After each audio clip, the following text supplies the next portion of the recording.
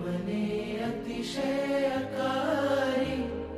दोषो प्रजाळि सगळा तव नाम चापो मां पाहि ओं भगवती भवदुःखकापो खाली न कोई स्थळ छे बिन आप धारो ब्रह्मांड माणु अणु महिवास तारो शक्ति न माप गणा अगणित मापो मां पाहि ओं भगवती भवदुःखकापो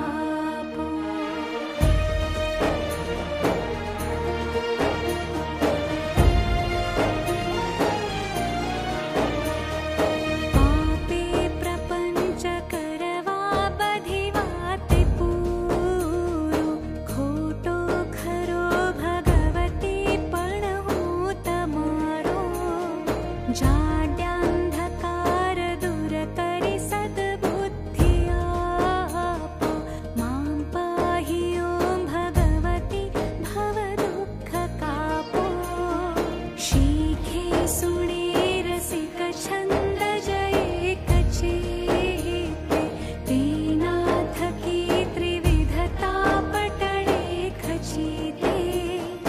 वाधे विशेष वळी अंबतणा प्रतापो मां पाहि ओं भगवती भवदुःखकापो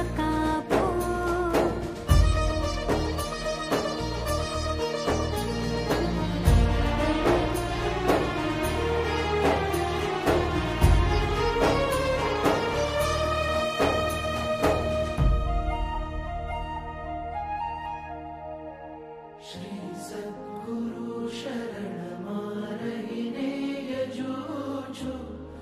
रात्रि दिने भगवती तुझने भजूछु